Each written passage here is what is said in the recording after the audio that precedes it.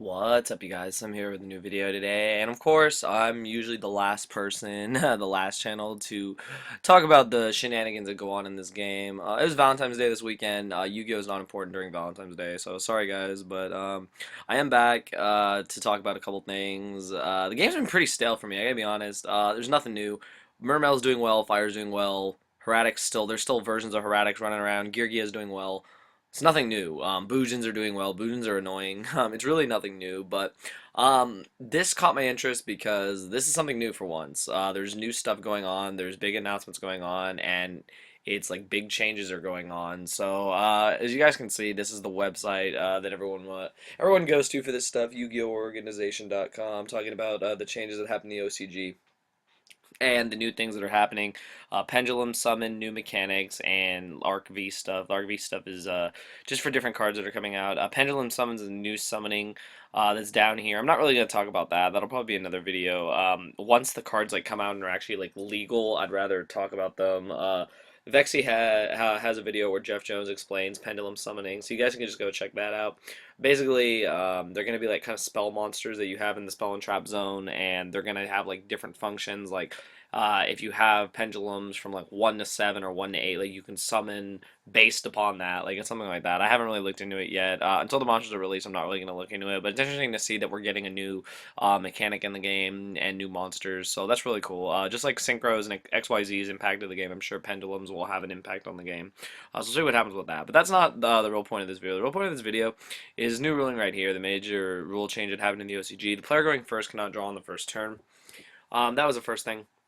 My thoughts on that immediately was like, wow, you start with 5 cards, and I originally had heard otherwise. I thought, all right, if I open Upstart Goblin, I'm just gonna Upstart into my next card, and it's like kind of like drawing 6 cards. Kind of, you're still 1 card behind, but it's not as bad. At least you can draw to stuff. But you can't even activate Upstart Goblin, so we don't know if Upstart Hoban's actually still gonna be around when this happens. It'll still make the deck 37 cards, but the fact that you go first and you don't get to draw, that's that kind of sucks. You only have 5 cards. Now, and a lot of people are going to say, okay, it's 1 card, but honestly, in a lot of decks, sometimes it's just 1 card away from setting up your board that you want for turn 1. Whether it be, if you're playing Gear set armor set, Gear and some set protection traps, or it's a Mermail plays to get, sometimes you can start with a Bahamut Trite play, sometimes you can start with just different plays based on what you draw. A lot of decks have that problem, is that without that extra card, are you going to be able to establish your boards? Decks I thought of that can probably still do it are decks like Evil Swarm. They run so many copies of the Evil Swarms to get out Ophion that they're probably one of the few decks that might be able to pull it off if they open like Caster and a monster. That's probably like their only way, or Rabbit or something like that. But that was the deck that I thought of immediately that might be able to benefit from still going first, if that's if you want to call it. The ability to just bring out a powerful monster and set up board. Ophion does it pretty well. Having Ophion in a pandemic and some back row to protect the Ophion is pretty good. How relevant Ophion will be, I don't really know, because Water really doesn't have a hard time against that card anymore. Simply, they just pop it with Infantry and Pike, so really not that hard for them to get past it. But that was the deck I thought of immediately. I guess Constellars, too, they do kind of run like Evil Swarms, just a little different, so that deck can do pretty well doing that. A lot of decks, though, they want to draw cards. Like, you want to get to your cards fast, and the fact that you can't really do that is kind of hindering. Spellbooks, I guess, can do pretty well with that if they summon Blue Boy and then Spellbook of Secrets or Spellbook of Crescent and, get the combos going. You can still establish it without drawing an extra card, but I'm telling you, that extra card is going to matter a lot. So I guess that goes on to the next part of the video, is that going second is actually godlike now. So you go second, you get 6 cards, and it's basically you're up 1 card to your opponent, and if they don't really have a way to set up a board, you're free to just kind of do your own thing on going second. So now what I wonder is, are people going to roll to see who goes second? I know that sounds really weird. I posted a status about that on Facebook. I wonder, are people going to do die rolls to see who goes second now instead of who goes first? Are people going to pass the ability to go first and say they'll go second? I really don't know. Mega Capital G made some good videos about this and saying that he would always go second. And obviously, you want the extra card. You want advantage. In this game, advantage is everything. Having hand advantage is really important because sometimes they may not be the optimal cards, but just being able to bluff out your opponent by having more cards in them and having more advantage can be kind of a mind game that ends up winning you the game. So it'll be interesting to see how this does. They're taking effect March 21st when the new starter decks come out. So that'll be interesting. That's for the OCG. For us, I don't know when it'll take effect, but it'll be interesting to see how that will impact the game because going second will be like the new thing, and setting up boards will be a lot different because you'll be one card short, and you won't be able to upstart your way into things. So that'll be interesting to see how decks adapt to that and what decks will benefit the most from that new rule change. So, um, in all honesty, I think it's weird. I think it's random. I think it's something I didn't expect to happen, but I really don't have a problem with it. I think that as players who have played this game for as many years as we have, we'll just adapt to it like we do everything that Konami throws at us in this game. So I'm really not too worried about it. I just think it'll be interesting to see how play styles are changed based on how this goes on. So that's interesting. And then I guess like the last thing is that both players can have a field spell on the field simultaneously. So there's no more field wars. Honestly, I don't really agree with that.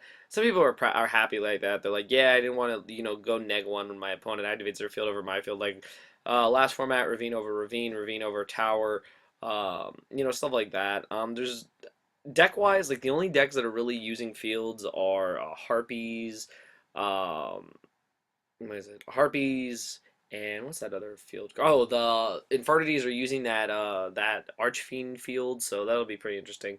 But other than that, a lot of field cards aren't really being used, so I don't know how big that'll be. Obviously, Gravekeepers.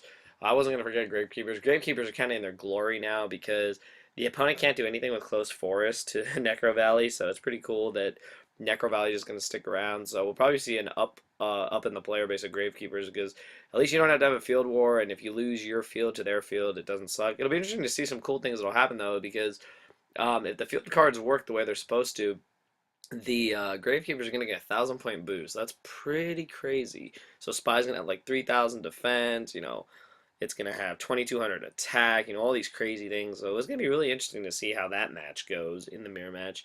And as far as like some other field spells, I guess spell books don't really have to worry about losing their tower as easily. Like obviously you can still typhoon it, but the fact that they don't have to worry about losing it to another field card is cool. I think that mirror match is going to be absolutely insane because everyone knows the grind game that spellbooks have, and it was usually whoever got to tower first could win because you generate a extra card to your opponent. But now that you can both use a field card, you'll both be in the same advantage. So it'll be interesting to see how that affects the game. If there's any other field cards I forgot, I'm sure we'll see a change in some of the decks in the future. Ravine being gone, it's kind of irrelevant. I guess the last deck that can benefit is Dark World. The freaking Graph is gonna be like 3,300, pretty crazy if there's two gates. So that'll be interesting to see how that all plays out for the upcoming format and whenever this becomes illegal. But I just want to give my thoughts on it. Once again, I'm probably the last channel to talk about it, but I do have a different opinion than most people. And how it affects me since I have played the majority of the decks that do use field cards. I have played decks that set up best when going first. I've played decks that play best when going second. Cards that'll benefit from this are cards like Cyber Dragon and cards that require your opponent to have a monster like Mandragora, stuff like that.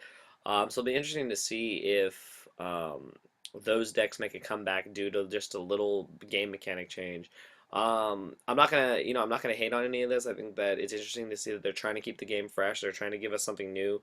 Uh, I don't know enough about these pendulum monsters, but I'm sure as the weeks roll on, we'll learn a lot more about them and be pretty well versed in how to use them by the time they become legal. But these are just my thoughts. In the comments below, just let me know what you guys think about it. Do you like it? Do you don't like it? Do you think it's stupid? Do you think they're just grasping at strings to keep our interest? A lot of people have said a lot of different things, so it'll be interesting to see what you guys say. But those are my thoughts on it. I'm all for it. I want to see what it does for the game. I want to see if it makes the game better. I want to see if it brings more players. I want to see exactly what it does. I want to see the impact it's going to have just on play styles in general, because I feel that any big ruling change, especially in the game mechanic, can definitely affect players and how they play things. So it'll be interesting to see how this works out. So anyways, that's all I'm going to say on this.